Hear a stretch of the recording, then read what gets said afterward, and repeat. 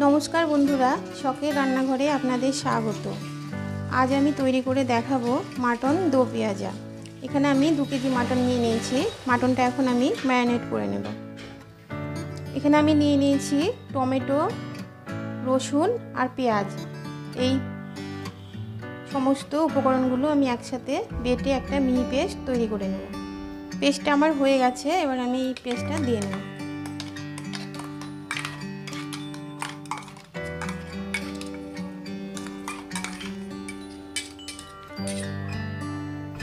দিয়ে নেব 2 টেবিল চামচ টক দই, দিয়ে নেব 2 টেবিল চামচের মতো আদা বাটা,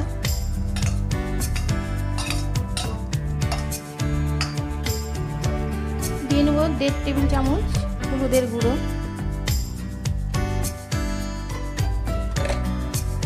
দিয়ে নেব লবণ। আমি এখন একটু সামান্য দিচ্ছি, পরে আবার লাগলে দিয়ে নেব। দিয়ে নেব 2 টেবিল চামচের মতো ধনে ও জিরের গুঁড়ো। আমি এখানে ধনে গুঁড়ো আর জিরে গুঁড়োটা একসাথে মিশিয়ে নিয়েছি, দিয়ে দিলাম। দিয়ে নেব 1 টেবিল চামচের মতো ঝাল লঙ্কার গুঁড়ো, দিয়ে নেব স্বাদ অনুযায়ী চিনি, দিয়ে নেব 1 টেবিল চামচের মতো কাশ্মীরি লঙ্কার গুঁড়ো। সবশেষে দিয়ে নেব সরষের তেল। এবার আমি মাংসটা ভালো করে সমস্ত উপকরণ দিয়ে হাত দিয়ে ভালো করে মাখিয়ে নেব।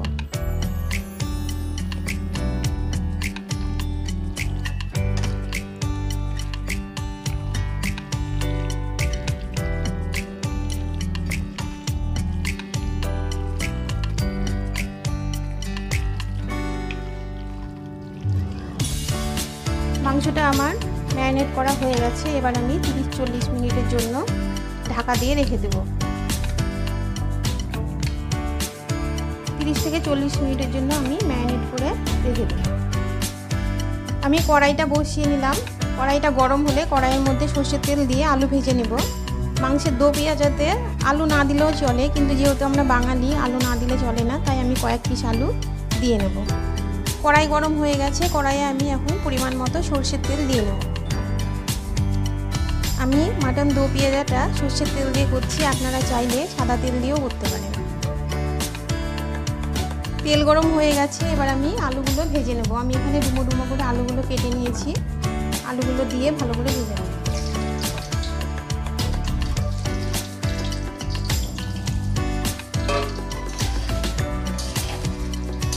আলুগুলো আমি নেড়ে চেড়ে ভালো করে ভেজে নেব।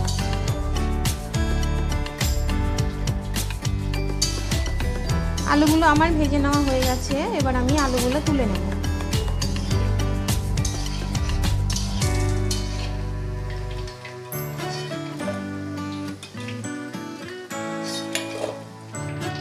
আলু ভাজা তেলের মধ্যেই আমি পেঁয়াজগুলোকে এরকম কিউব কিউব করে কেটে রেখেছি, এগুলো হালকা ব্রাউন করে একটু ভেজে নেব।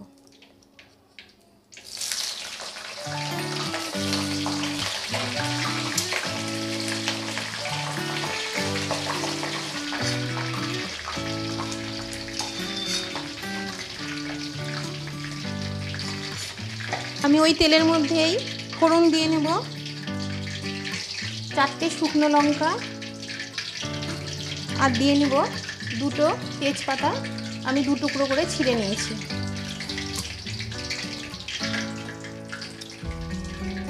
লঙ্কাটা আমি ভেজে নেব।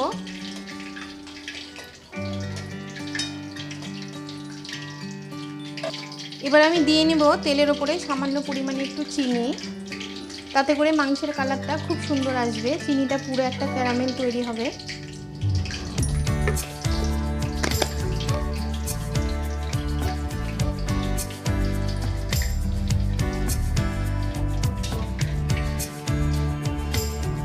চিনিটা পুরো ক্যারামেল তৈরি হয়ে গেছে। এবার আমি এর মধ্যে দিয়ে নিব কুচি করে রাখা পেঁয়াজ রসুন। পেঁয়াজটা আমি ভালো করে গোল্ডেন ব্রাউন করে ভেজে নেব। পেঁয়াজটা আমার গোল্ডেন ব্রাউন করে ভেজে নেওয়া হয়ে গেছে। এবার আমি এর মধ্যে দিয়ে নেব 40 মিনিট আগে যে মাটনটা আমি ম্যারিনেট করে রেখেছিলাম, মাটনটা আমি 40 মিনিট মাটনটা ম্যারিনেট করে রেখেছি। আপনারা চাইলে 1 ঘন্টাও করে রাখতে পারেন। এবার পেঁয়াজের সাথে মাংসটা আমি ভালো করে মিশিয়ে নেব। আমি ভালো করে নেড়ে চেড়ে মিশিয়ে নেব।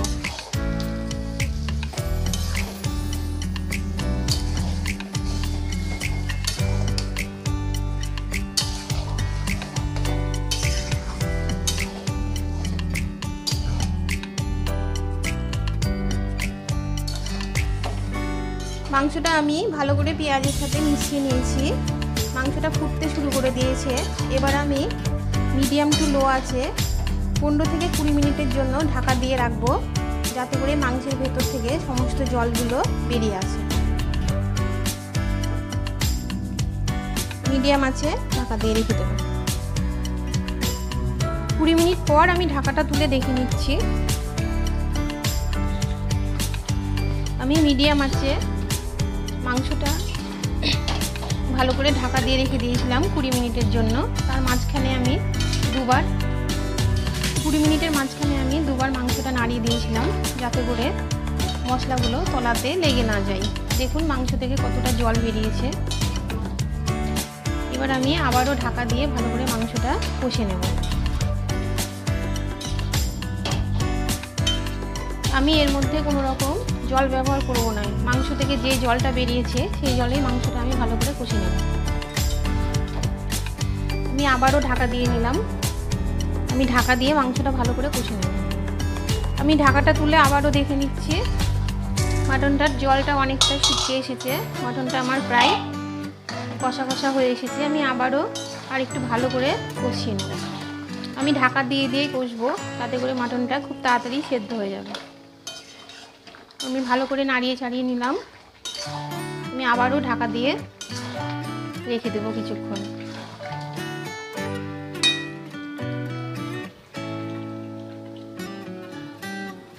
ঢাকা তুলে আমি আবারও দেখে নিচ্ছি।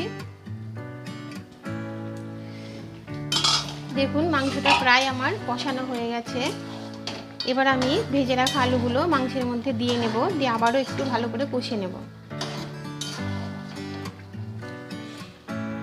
যে ভেজে রাখা আলু দিয়ে নেব।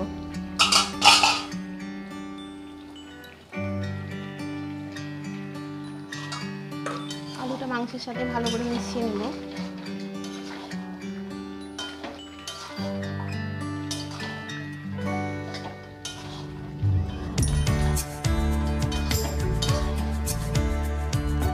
আবারও আমি ঢাকা দিয়ে কিছুক্ষণ কষে নেব।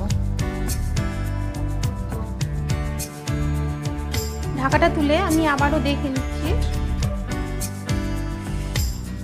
আলু দিয়ে মাংসটা আমার বেশ খানিকক্ষণ কষে নেওয়া হয়ে গেছে। এবার আমি মাংসের মধ্যে পরিমাণ মতো জল দিয়ে নেব।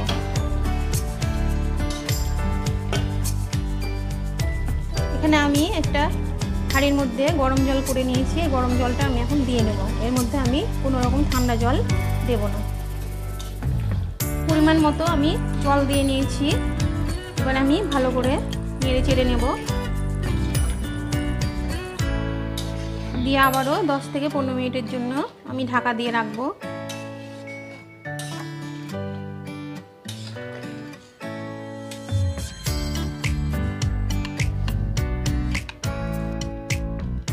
আমি ঢাকাটা তুলে দেখে নিচ্ছি। কিছুক্ষণ আমি ঢাকা দিয়ে রেখেছিলাম। মাংসটা আমার ভালো মতো হয়ে গেছে, আলুগুলোও সেদ্ধ হয়ে গেছে। এবার আমি এর মধ্যে দিয়ে নেব চিড়ে রাখা কাঁচা লঙ্কাগুলো।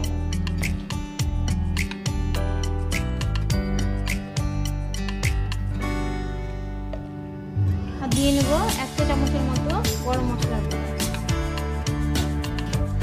গরম মশলাটা আমি মাংসের সাথে আবারও ভালো করে মিশিয়ে নেব।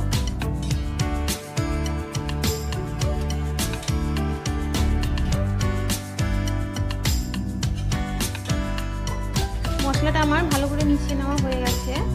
আমি আবারও কিছুক্ষণের জন্য ঢাকা দিয়ে রাখবো, তারপরে সামান্য একটু ঘি দিয়ে নামিয়ে নেব। 10 থেকে 15 মিনিট পর আমি ঢাকাটা তুলে দেখে নিচ্ছি। দেখুন মাংসের কালারটা মাংসটা আমার হয়ে গেছে। এবার আমি মাংসটাকে সামান্য পরিমাণে একটু ঘি দিয়ে নেব, দিয়ে নামিয়ে নেব। গাওয়া ঘি দিয়ে নেব।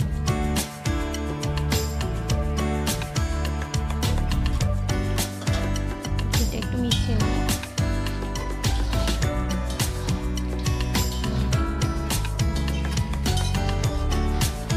আবারও আমি 2 থেকে 3 মিনিট স্ট্যান্ডিং টাইমে রাখবো, দিয়ে নামিয়ে নেব।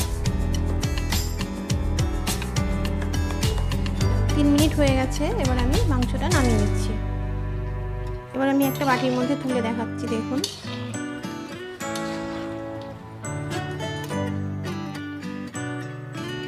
মাংসটা তৈরি করতে আমার 1 ঘন্টা মতো সময় লেগেছে। এই মাংসের মধ্যে খুব একটা বেশি ঝোল হয় না, একটু গ্রেভি গ্রেভি টাইপের হয়।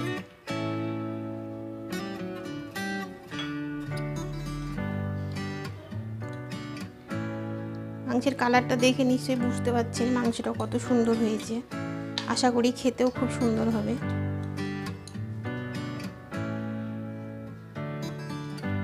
মাংসটা আমি তুলে নিয়েছি একটা বাটির মধ্যে। এবার আমি ভেজে রাখা পেঁয়াজগুলো উপর থেকে ছড়িয়ে দেব।